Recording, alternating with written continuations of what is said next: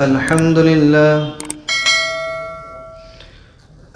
لله نحمده ونستعينه ونستغفره ونؤمن به ونتوكل عليه ونعوذ بالله من شرور أنفسنا ومن سيئات أعمالنا من يهده الله فلا مضل له ومن يضلله فلا هادي له ونشهد أن لا إله إلا الله وحده لا شريك له ونشهد أن سيدنا وسندنا وإمامنا وشفيعنا ومولانا محمدا عبده ورسوله قال الله تبارك وتعالى في القرآن الكريم أعوذ بالله من الشيطان الرجيم بسم الله الرحمن الرحيم واعبدوا الله ولا تشركوا به شيئا وبالوالدين إحسانا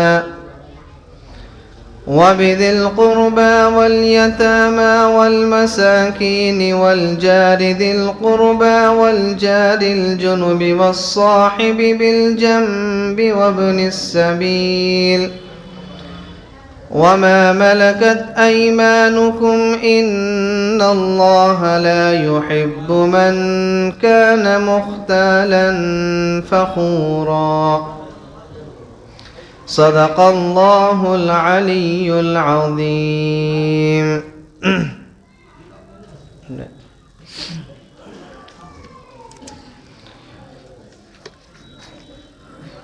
محترم بزرگوں اور عزیز ساتھیوں،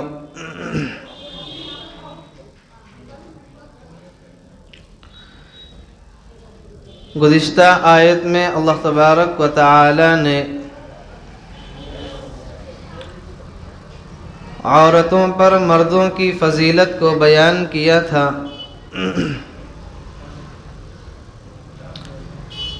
اور اللہ تبارک و تعالی نے نیک، متقی، پرہیزگار اور پارسا عورتوں کی تعریف فرمائی تھی،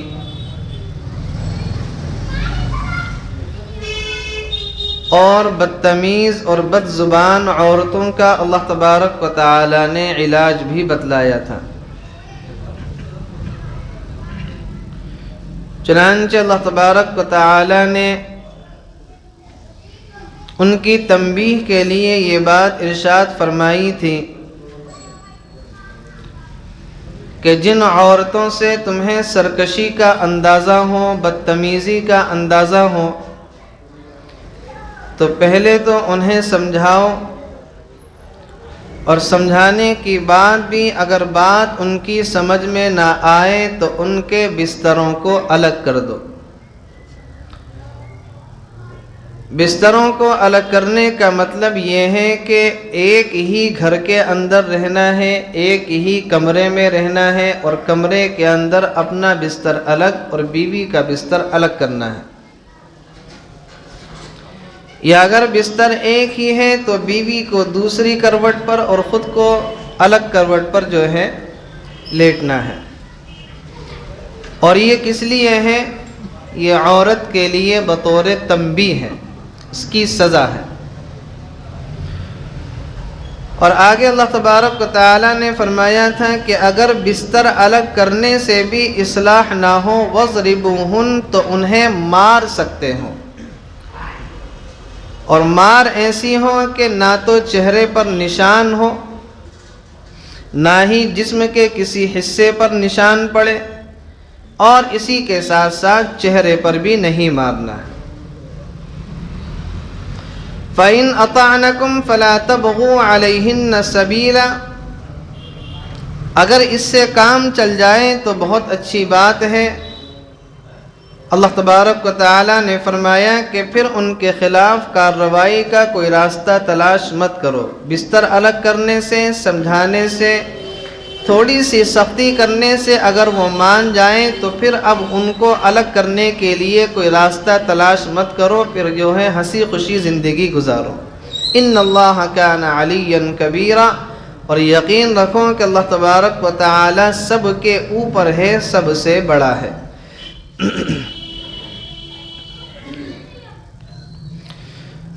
مذکورہ آیت جو آپ حضرات کے سامنے پڑھی گئی، اس آیت میں اللہ تبارک و تعالی نے کچھ اپنے اور کچھ بندوں کے حقوق ارشاد فرمائے ہیں۔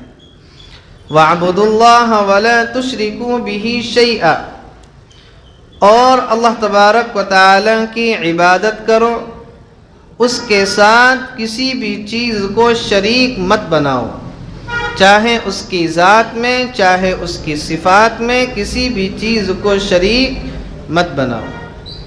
اللہ تبارک و تعالی کی ذات میں شرک کرنے کا مطلب یہ ہے کہ انسان اللہ تبارک و تعالی کے علاوہ کسی اور چیز کو معبود سمجھنے لگے۔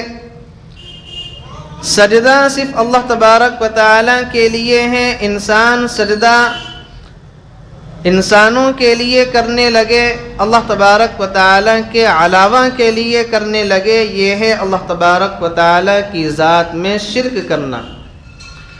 اور صفات میں شرک کرنے کا مطلب یہ ہے کہ نفع اور نقصان پہنچانا یہ اللہ تبارک و تعالی کے قبضہ قدرت میں ہے، اولاد دینا اللہ تبارک و تعالی کے قبضہ قدرت میں ہے، مالدار بنانا اللہ تبارک و تعالی کے قبضہ قدرت میں ہے، مال کا دینا یا نہ دینا یہ اللہ تبارک و تعالی کے قبضہ قدرت میں ہے۔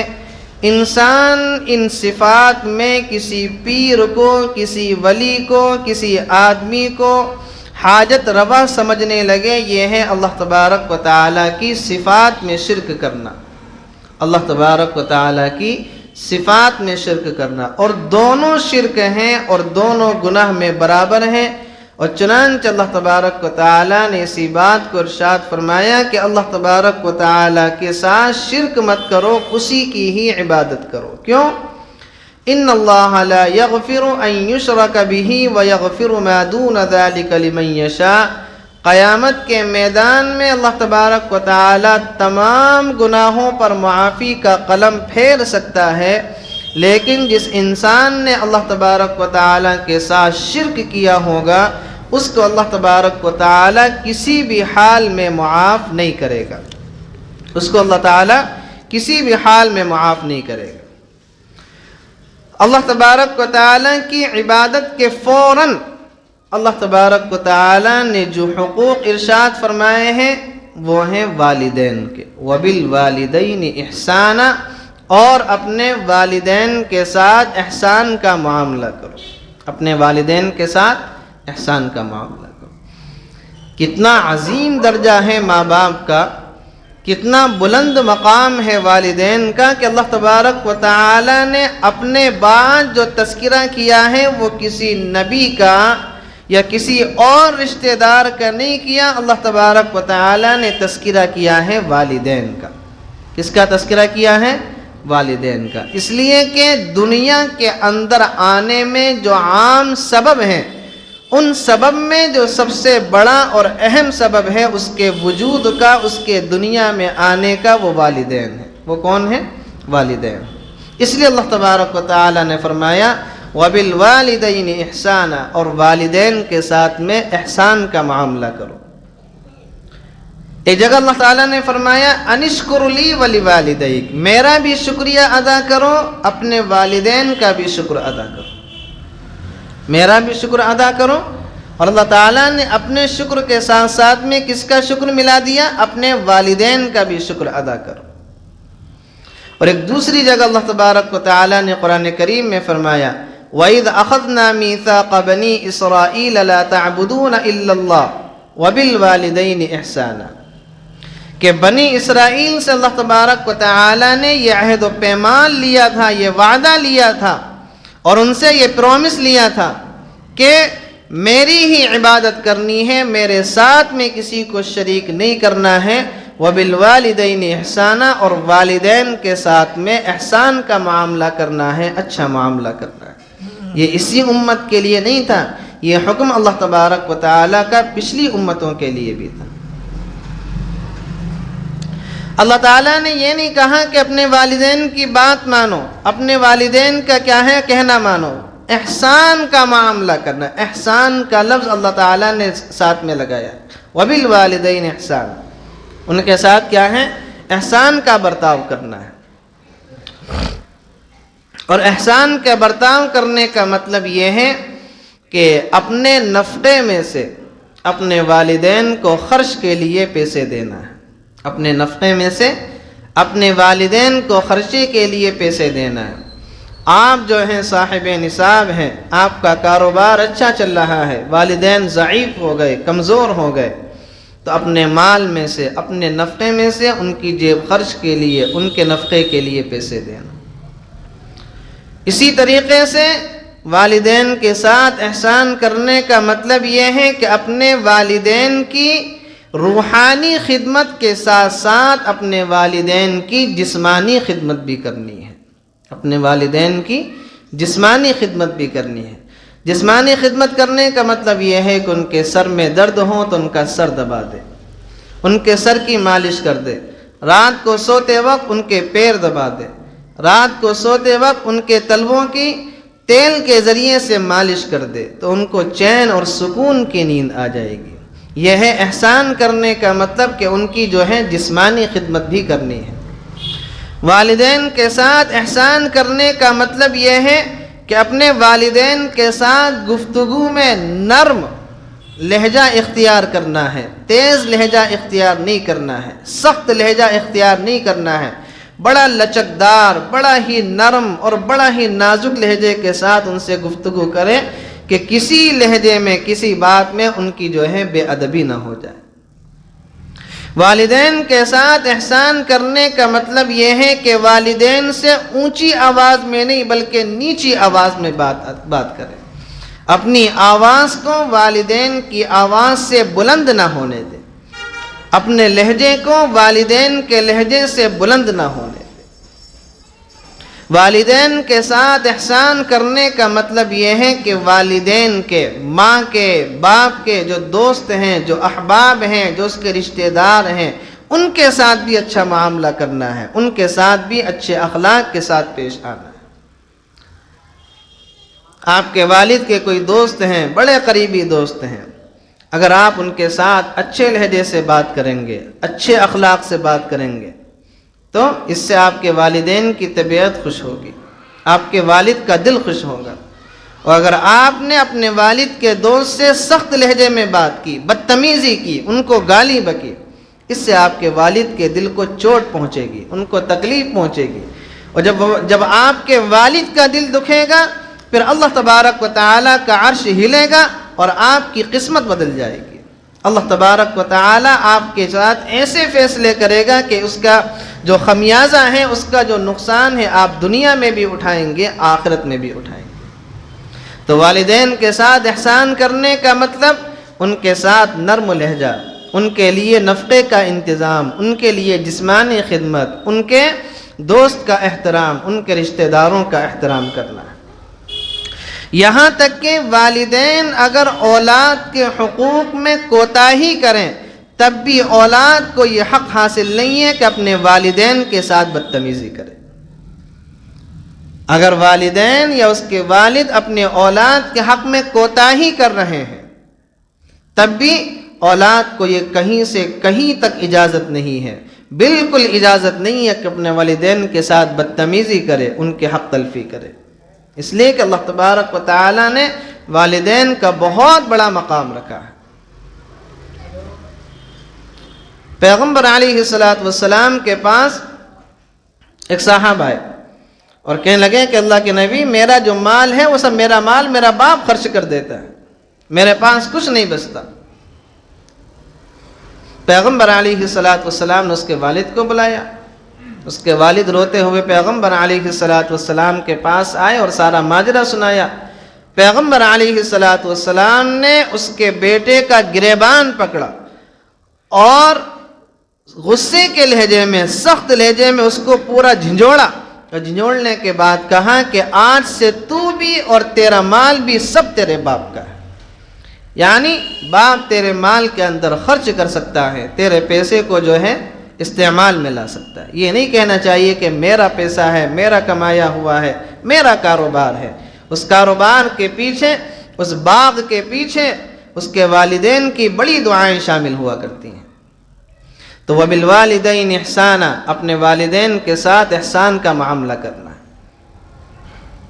حضرت معاذ بن جبل رضی اللہ عنہ ارشاد فرماتے ہیں کہ پیغمبر علیہ السلام نے مجھے 10 وصیتیں ارشاد فرمائی۔ کتنی وصیتیں؟ 10 وصیت ارشاد فرمائی۔ ان 10 وصیتوں میں 2 وصیت یہ تھی کہ ایک تو اللہ تبارک و تعالیٰ کی عبادت کرنی ہے، اللہ تعالیٰ کے ساتھ کسی کو شریک نہیں کرنا ہے، چاہے تمہیں مار دیا جائے، چاہے تمہیں جلا دیا جائے، اللہ تعالیٰ کی ہی عبادت کرنی ہے، اللہ تعالیٰ کے ساتھ کسی کو شریک نہیں کرنا ہے۔ اور دوسری نصیحت پیغمبر علیہ السلام نے ان 10 نصیحتوں میں یہ کی کہ اپنے والدین کی اطاعت و فرما برداری کرنی ہے، چاہے تمہارے والدین یہ کہیں کہ اپنے مال کو، اپنے اہل کو چھوڑ دو۔ اپنے والدین کی فرما برداری کرنی ہے، ان کی اطاعت کرنی ہے۔ آپ کے والدین کہہ رہے ہیں کہ اپنے اہل کو چھوڑ دو، حتیٰ کہ حدیث کے اندر یہ الفاظ ہیں کہ اگر تمہارے والدین یہ کہہ رہے ہوں کہ اپنی بیوی کو طلاق دے دو، اور جائز بات پر یہ بات کہہ رہے ہیں کہ اپنی بیوی کو طلاق دے دو، تو تمہیں اپنی بیوی کو طلاق دینی پڑے گی، اپنے والدین کا کہنا ماننا پڑے گا اگر بات جائز ہے۔ کتنا اللہ تبارک و تعالیٰ نے مقام رکھا ہے۔ پیغمبر علیہ السلام نے ارشاد فرمایا جو انسان یہ چاہتا ہے کہ اس کی عمر بڑھا دی جائے اور اس کا رزق بڑھا دیا جائے، یہ کون نہیں چاہتا؟ آج کل کے دور میں ہر آدمی کی یہ تمنا ہے کہ اس کی عمر جو ہے خوب لمبی ہو اور اس کے پاس جو ہے خوب سارا پیسہ ہو، اس کے رزق کے اندر جو ہے ترقی ہو جائے۔ فرمایا پیغمبر علیہ السلام نے جو شخص یہ چاہتا ہے کہ اس کے رزق میں برکت ہو، اس کی عمر بڑھا دی جائے، تو اس کو چاہیے کہ صلہ رحمی کیا کرے، چاہے اپنے والدین کے ساتھ میں ہو، اپنے رشتہ دار کے ساتھ میں ہو، اپنے گھر والوں کے ساتھ میں ہو، اپنے دوست و احباب کے ساتھ ہو، ہر ایک کے ساتھ کیا ہے؟ صلہ رحمی کا معاملہ کرنا ہے۔ ایک اور حدیث میں رسول اللہ صلی اللہ علیہ وسلم نے ارشاد فرمایا کہ سخط الرب فی سخط الوالد، کہ اللہ تبارک و تعالیٰ کی رضامندی والدین کی رضامندی میں ہے۔ رضا الرب فی رضا الوالد و سخط الرب فی سخط الوالد، اللہ تعالیٰ کی رضامندی والدین کی رضامندی میں، اللہ تعالیٰ کی ناراضگی باپ کی ناراضگی میں۔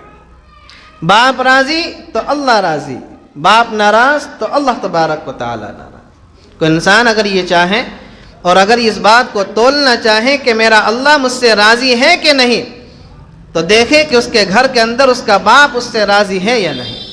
اگر باپ راضی ہے تو فیصلہ یہ نکل کر آتا ہے کہ پھر آسمانوں میں اللہ بھی اس سے راضی ہے، اگر گھر کے اندر باپ اس سے ناراض ہے تو نتیجہ یہ نکل کر آتا ہے کہ پھر آسمانوں میں زمین و آسمان کا رب بھی اس سے کیا ہے؟ ناراض ہے۔ تو وَبِالْوَالِدَيْنِ احسانا، اور والدین کے ساتھ میں احسان کا معاملہ کرنا ہے۔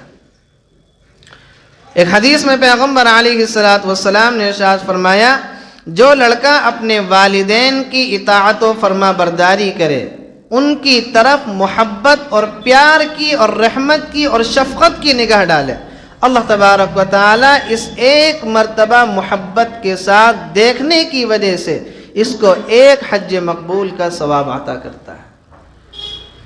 گھر کے اندر آپ کے والدین زندہ ہیں یا والدین میں سے کوئی ایک موجود ہے، ایک مرتبہ پیار کے ساتھ، محبت کے ساتھ، شفقت بھرے انداز میں اپنے والدین کی طرف نگاہ تو ڈالیے، اللہ تبارک و تعالیٰ آپ کے کھاتے میں ایک حج مقبول کا ثواب لکھ دے گا۔ صحابی نے کہا کہ اللہ کے نبی اگر کوئی 100 مرتبہ دیکھیں، آپ نے فرمایا کہ اللہ تبارک و تعالیٰ ثواب دینے سے عاجز نہیں ہے، اللہ تعالیٰ کے یہاں ثواب دینے میں کوئی کمی نہیں آتی ہے۔ کیا مطلب؟ کہ اگر کوئی آدمی دن میں 100 مرتبہ بھی اپنے والدین کی طرف محبت کی نگاہ ڈالے گا، اللہ تبارک و تعالیٰ اس کو 100 حج مقبول کا ثواب عطا کرے گا۔ وَبِالْوَالِدَيْنِ احسانا، اپنے والدین کے ساتھ میں احسان کا معاملہ کرنا ہے۔ وَبِذِي الْقُرْبَى وَالْيَتَامَى، اور رشتہ داروں کے ساتھ بھی اور یتیموں کے ساتھ بھی اچھا معاملہ کرنا ہے۔ رشتہ داروں میں آپ کے ماموں ہیں، آپ کے خالو ہیں، آپ کے چچا ہیں، آپ کے تایا ہیں، یا آپ کے جو بھی رشتہ دار ہوں، ان رشتہ داروں کے ساتھ اچھا معاملہ کرنا ہے، ان کے ساتھ اچھے اخلاق کے ساتھ پیش آنا ہے، ان کے ساتھ ادب کے ساتھ پیش آنا ہے۔ اور جو آدمی رشتہ داری کو توڑے، حدیث شریف کے اندر اس شخص پر بڑی وعید آئی ہے۔ فرمایا پیغمبر علیہ السلام نے الرحم شجنۃ من الرحمن، یہ رحم کے معنی آتے ہیں رشتہ داری۔ فرمایا کہ رحم جو ہے یہ اللہ تبارک و تعالیٰ کے نام رحمان سے نکلا ہے۔ الرحم شجنۃ من الرحمن، رحم یہ رحمان کا ایک حصہ ہے۔ چنانچہ اللہ تبارک و تعالیٰ فرماتا ہے کہ جو رشتہ داری کو جوڑے گا میں اس کو جوڑوں گا، اور جو رشتہ داری کو توڑے گا میں اس کو توڑوں گا۔ جو آدمی دنیا کے اندر رشتہ داریوں کو جوڑنے کا کام کرے گا، اللہ تبارک و تعالیٰ اس کو جوڑے گا، اور جو رشتہ داریوں سے قطع تعلق کرے گا، اللہ تبارک و تعالیٰ اس کو توڑ دے گا۔ حضرت ابو ہریرہ رضی اللہ عنہ ارشاد فرماتے ہیں کہ میں نے پیغمبر علیہ السلام سے کہا کہ اللہ کے نبی کوئی عمل بتلا دیجیے کہ جس عمل کی وجہ سے میں اس پر عمل کروں اور میں سیدھا جنت کے اندر چلا جاؤں۔ آپ علیہ السلام نے فرمایا افشوا السلام واطعموا الطعام وصلوا الارحام وصلوا باللیل والناس نیام تدخلوا الجنت بسلام۔ سلام کو پھیلاؤ، غریبوں کو کھانا کھلاؤ، رشتہ داریوں کو جوڑو، اور رات میں جب سب لوگ سو جائیں اس وقت اللہ تبارک و تعالیٰ کے سامنے کھڑے ہو کر عبادت کرو، تدخل الجنت بسلام، تو جنت کے اندر سلامتی کے ساتھ داخل ہو جاؤ گے۔ تو ان صفات کے اندر ایک صفت کیا تھی؟ رشتہ داریوں کو جوڑو، رشتہ داریوں سے قطع تعلق مت کرو۔ آج ہمارے یہاں ذرا سی باتوں پر، چھوٹی سی باتوں پر رشتہ داریوں کو توڑا جا رہا ہے۔ بڑا بھائی چھوٹے بھائی سے نہیں بول رہا، چھوٹا بھائی بڑے بھائی سے نہیں بول رہا، کہیں ماموں سے رشتہ داریاں ٹوٹی پڑی ہیں، کہیں خالہ کی طرف سے ٹوٹی پڑی ہیں، کہیں پھوپھی کی طرف سے ٹوٹی پڑی ہیں، ذرا سی باتوں پر۔ اور پیغمبر علیہ السلام نے فرمایا کہ جو رشتہ داریوں کو توڑے گا اللہ تعالیٰ اس کو توڑے گا۔ اور رشتہ داری کو جوڑنے کی فضیلت بھی سن لیں۔ فرمایا پیغمبر علیہ السلام نے جو آدمی کسی لڑائی کے اندر جو ہے وہ حق پر تھا، یعنی اس کی کوئی غلطی نہیں تھی، اس کے بعد بھی وہ آدمی سامنے والے کو معاف کر دے، سامنے والے سے اپنے دل کو صاف کر لے، آپ نے فرمایا جنت میں سب سے اونچے والے مقام پر ایک محل دینے کی میری طرف سے ضمانت ہے۔ جنت میں جو سب سے ٹاپ کا مقام ہے وہ کیا ہے؟ وہ جنت الفردوس ہے، جو سب سے ٹاپ پر ہے۔ آپ نے فرمایا ایک محل میری طرف سے۔ کون؟ جو آدمی لڑائی میں حق پر ہونے کے باوجود لڑائی کو چھوڑ دے اور سامنے والے سے اپنے دل کو صاف کر لے۔ اور ہمارا حال یہ ہے کہ ہم کیا کہتے ہیں کہ ہم کبھی بھی نہیں جھکیں گے، ہم کبھی بھی اس کے در پر نہیں چڑھیں گے، ہم کبھی بھی اس سے اپنے تعلقات کو نہیں جوڑیں گے۔ اب تو کیا ہے؟ موت جیت کی ختم ہے، اپنا بھی نقصان اور اپنے اعمال کا بھی نقصان۔ فرمایا پیغمبر علیہ السلام نے لا يدخل الجنت قاطع، جنت کے اندر قطع رحمی کرنے والا داخل نہیں ہوگا۔ لا يدخل الجنت قاطع، جو آدمی رشتہ داریوں کو توڑتا ہے، ذرا سی بات پر تعلقات کو ختم کر دیتا ہے، فرمایا کہ یہ آدمی جنت کے اندر داخل نہیں ہوگا۔ جنت ان لوگوں کے لیے ہے جن لوگوں کے دل آپس میں ملے ہوئے ہوتے ہیں، جن لوگوں کے دل صاف ہوتے ہیں، اور جن لوگوں کے دلوں میں کینہ ہو، پھوٹ پڑا ہوا ہو، ان لوگوں کے لیے جنت میں کوئی جگہ نہیں۔ اور پیغمبر علیہ السلام رشتہ داریوں کو کس طریقے سے نبھاتے تھے، آپ کی زندگی پڑھ کر دیکھیں۔ آپ کے ایک چچا ہیں ابو طالب۔ کون؟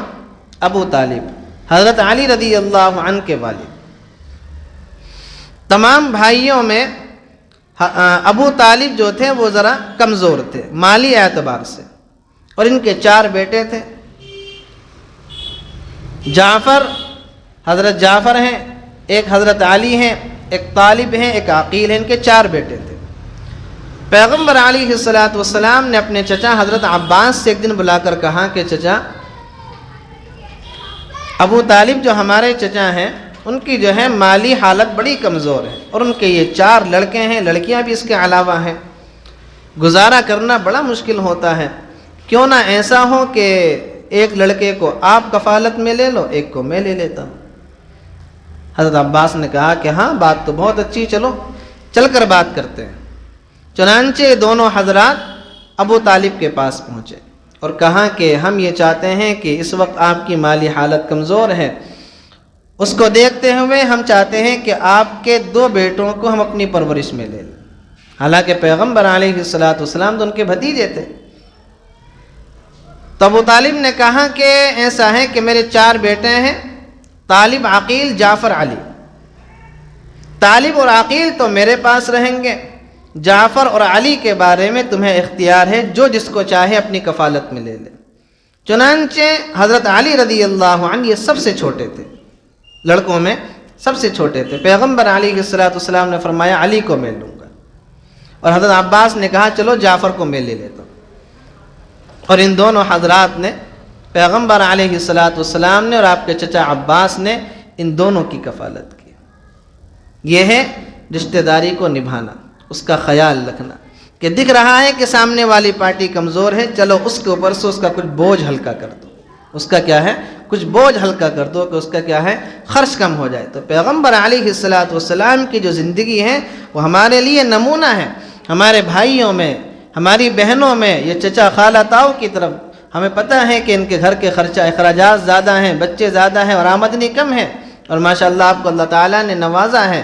تو آپ ایک بچہ ان سے اپنی کفالت میں لے لو کہ چلو ایک بچے کا خرچ ہم اپنے ذمے لے لیتے ہیں. اللہ تبارک و تعالیٰ اس کا کتنا ثواب دے گا. پیغمبر علیہ السلام کی پرورش میں شروع سے حضرت علی رضی اللہ عنہ رہے. آپ نے حضرت علی رضی اللہ عنہ کو پالا، اس کے بعد پھر حضرت علی کے نکاح میں اپنی بیٹی دے دی. کتنا بڑا احسان. اور پیغمبر علیہ السلام نے کتنی رشتہ داری کو نبھایا. یہی ہے وَبِذِي الْقُرْبَى کہ والدین کے ساتھ بھی احسان کرنا ہے اور رشتہ داروں کے ساتھ بھی احسان کا معاملہ کرنا ہے. وَالْيَتَامَى اور یتیموں کے ساتھ بھی احسان کا معاملہ کرنا ہے. یتیموں کے مال کو نہیں کھانا ہے، یتیموں کے حق کو نہیں کھانا ہے. آپ کے بھائی کا انتقال ہو گیا، وہ چھوٹے چھوٹے بچے چھوڑ کر مرا ہے، تو یہ تمنا اور یہ ارادہ نہیں آنا چاہیے ذہن کے اندر کہ اس کی زمین پر قبضہ کر لو اور بچوں کو بے گھر کر دو. یہ ہمارے یہاں بہت ہو رہا ہے، یہ مسلمانوں میں بہت ہو رہا ہے کہ جہاں بڑے بھائی کا یا چھوٹے بھائی کا انتقال ہوا، رشتہ داروں کی جو منزل ہوتی ہے وہ ایک ہوتی ہے کہ عورت کو گھر سے نکال دیا جائے بچوں کے ساتھ میں، اور ساری کی ساری زمین پر وہ کیا ہے؟ ہڑپ لیا جائے، اس کو قبضہ کر لیا جائے. اور یہ یتیموں کا حق کھانا ہے. پیغمبر علیہ السلام قرآن کریم میں اللہ تبارک و تعالی نے فرمایا ان الذین یأکلون اموال الیتامی ظلما انما یأکلون فی بطونہم نارا. جو لوگ یتیموں کا مال ناحق کھاتے ہیں وہ لوگ اپنے پیٹوں کے اندر مال داخل نہیں کر رہے، بلکہ وہ لوگ اپنے پیٹوں کے اندر جہنم کے انگاروں کو کھا رہے ہیں، جہنم کے انگاروں کو داخل کر رہے ہیں. یتیم کے مال کو ناحق کھانا، اس کی قرآن کریم میں اور احادیث میں بڑی سخت وعیدیں آئی ہیں. والمساکین اور مسکینوں کے ساتھ بھی کیا ہے؟ احسان کا معاملہ کرنا ہے. والجار ذی القربى والجار الجنب، قریب والے پڑوسی اور دور والے پڑوسی کے ساتھ بھی احسان کا معاملہ کرنا ہے. قریب والے پڑوسی اور دور والے پڑوسی کے ساتھ بھی کیا ہے؟ احسان کا معاملہ کرنا ہے. چنانچہ عام مفسرین کی رائے یہ ہے کہ والجار ذی القربى اس سے مراد ہے وہ پڑوسی جو آپ کے مکان کے بالکل برابر میں رہتا ہے. اور آیت کا دوسرا حصہ والجار الجنب اس سے مراد ہے آپ کا وہ پڑوسی جو آپ کے مکان سے تھوڑے سے فاصلے پر رہتا ہے. حضرت عبداللہ ابن عباس رضی اللہ عنہ فرماتے ہیں والجار ذی القربى اس سے مراد ہے وہ پڑوسی جو ساتھ میں آپ کا رشتہ دار بھی ہو. والجار الجنب اس سے مراد ہے وہ پڑوسی جو صرف پڑوسی ہو، آپ کا رشتہ دار نہ ہو. والجار ذی القربى بعض مفسرین کی رائے یہ ہے کہ اس سے مراد مسلمان پڑوسی ہے. والجار الجنب بعض مفسرین کی رائے یہ ہے کہ اس سے مراد کافر پڑوسی ہے. بہرحال کچھ بھی ہو، چاہے پڑوسی آپ کے برابر میں رہتا ہو، چاہے آپ کے گھر سے دور رہتا ہو، چاہے وہ پڑوسی آپ کا رشتہ دار ہو یا آپ کا رشتہ دار نہ ہو، چاہے وہ پڑوسی آپ کا مسلمان بھائی ہو یا آپ وہ کیا ہے غیر مسلم ہو، کافر ہو، ہر حال میں پڑوسی کے ساتھ احسان کا معاملہ کرنا ہے، یہ بات تو طے ہے۔ یہ بات کیا ہے؟ طے ہے، اور 2 اور 2 4 کی طرح بالکل صاف اور واضح ہے کہ پڑوسی چاہے کوئی بھی ہو، آپ کو اس کے ساتھ احسان کا کیا ہے معاملہ کرنا ہے۔ اور چنانچہ کتابوں کے اندر یہ لکھا ہے کہ آپ کا جو گھر ہے اس گھر کے 40 گھر دائیں طرف، 40 گھر سامنے والے، 40 گھر بائیں طرف اور 40 گھر آپ کے مکان کے پیچھے والے، یہ پورا کا پورا جو سرکل ہے، یہ پورا کا پورا جو ایریا ہے، یہ آپ کا پڑوس کہلاتا ہے۔ یہ کیا کہلاتا ہے؟ آپ کا پڑوس۔ اب دیکھا جائے تو پورا کا پورا محلہ کیا بن جائے گا؟ پڑوسی بن جائے گا۔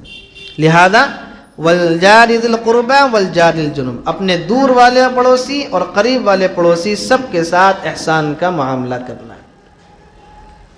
پیغمبر علیہ الصلوۃ بھی اس کا بڑا خیال رکھتے تھے، صحابہ کرام بھی اس کا بڑا خیال رکھتے تھے، اور ایک زمانہ تو وہ ہوتا تھا جو میں واقعہ بارہا سنا چکا ہوں کہ ایک زمانہ وہ تھا کہ جب ہمارے پڑوس کی قیمتیں لگا کرتی تھیں۔ ایک زمانہ وہ تھا کہ ہمارے پڑوس کی قیمتیں لگا کرتی تھی۔ عبداللہ ابن مبارک ہیں، تابعی ہیں، بہت بڑے محدث ہیں، ان کے قریب میں ایک یہودی رہتا تھا۔ کچھ ضرورت پیش آئی، اس نے اپنے مکان کو بیچنے کا شہر میں اعلان نکال دیا، کہا کہ میرا مکان کی قیمت 20,000 ہے۔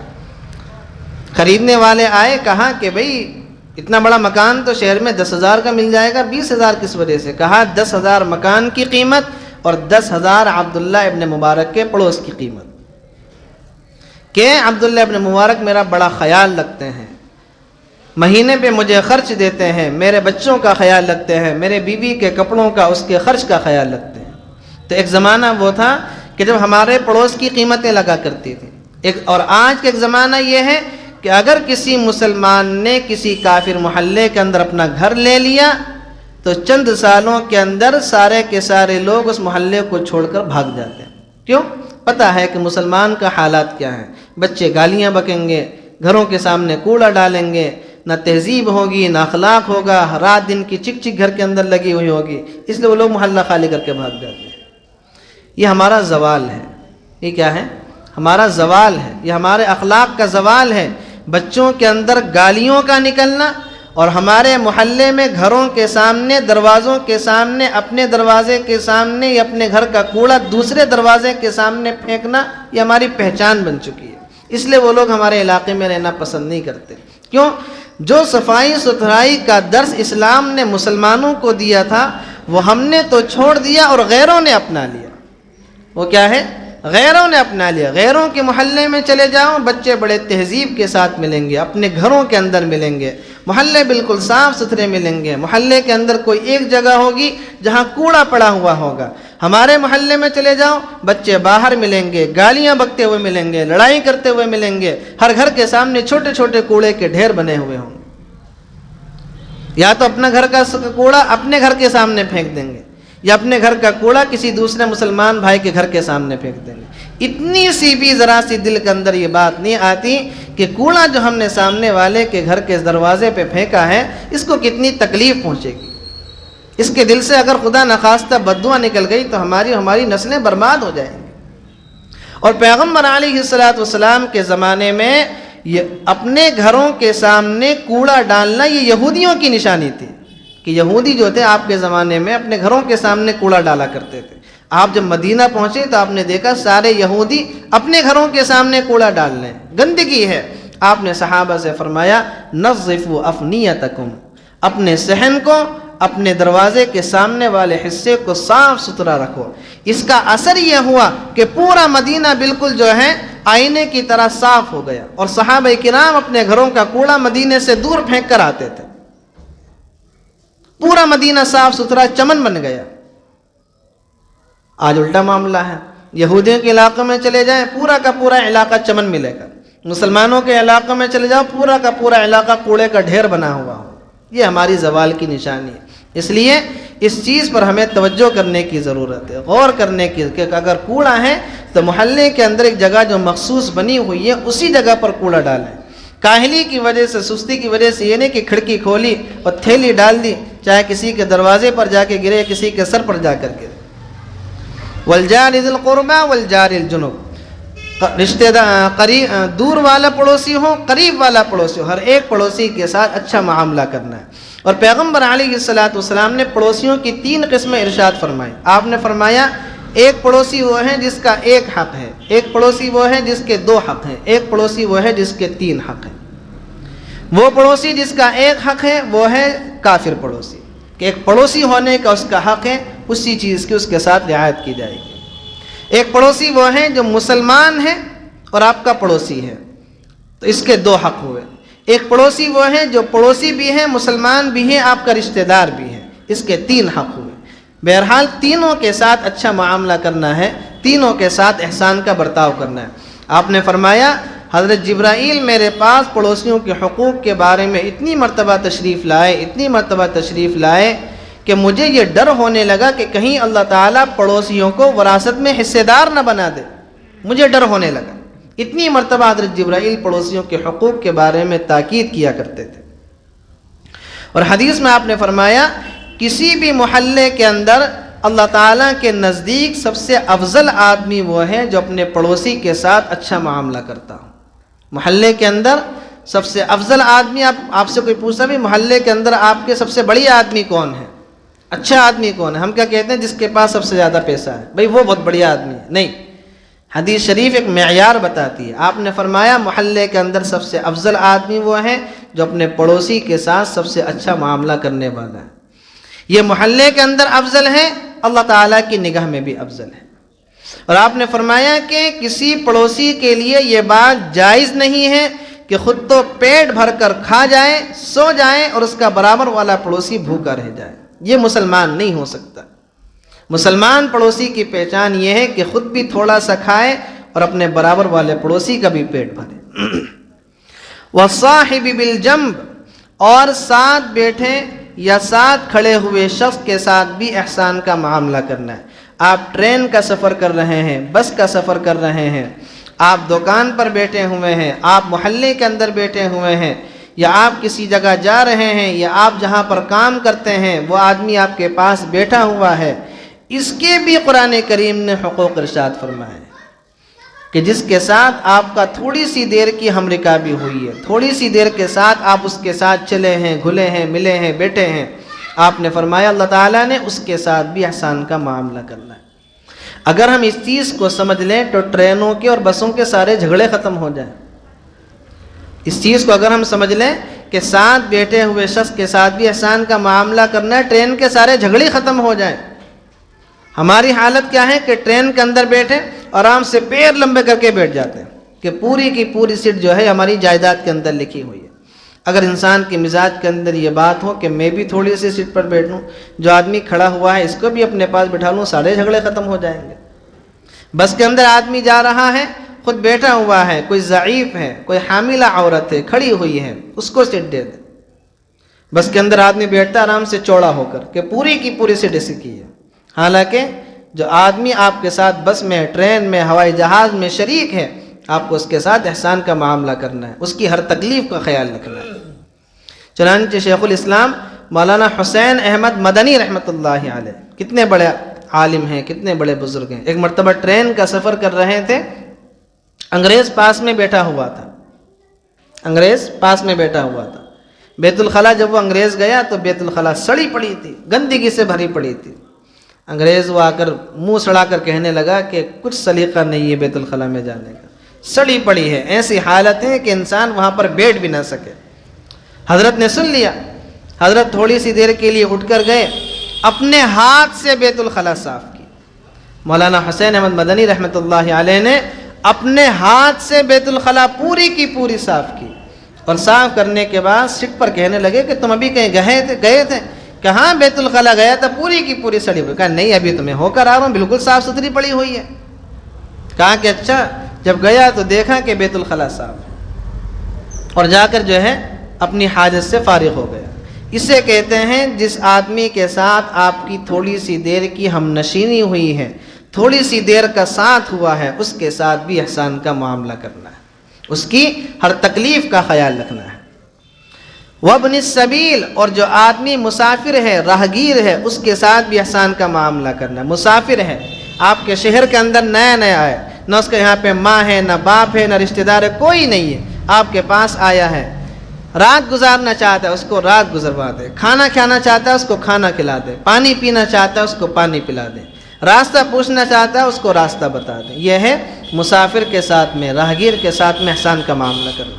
وما ملکت ایمانکم، اور اپنے غلام باندیوں کے ساتھ بھی اچھا برتاؤ رکھنا۔ ان اللہ لا یحب من کان مختالا فخورا، بے شک اللہ تعالیٰ کسی اترانے والے شیخی باز کو پسند نہیں کرتا ہے۔ لوگوں کے حقوق وہی مارے گا جس کے دل کے اندر تکبر ہوگا، جس کے دل کے اندر شیخی بازی ہوگی، جس کے دل کے اندر ریاکاری ہوگی، وہی لوگوں کے حقوق مارے گا، اور جو لوگوں کے حقوق میں ڈنڈی مارے گا وہ اللہ تعالیٰ کے حقوق میں بھی 100% ڈنڈی مارے گا۔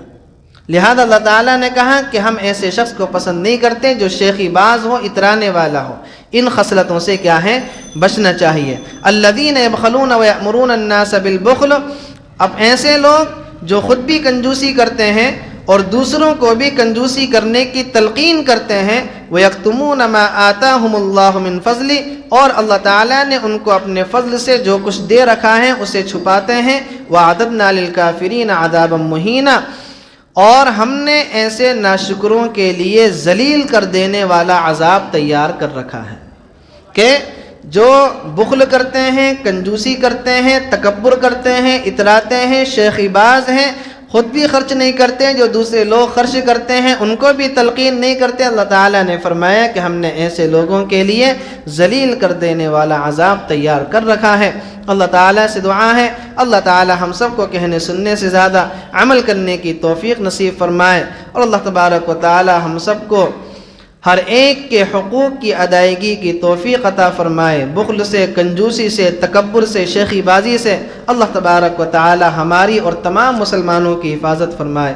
وآخر دعوانا الحمد للہ رب العالمین۔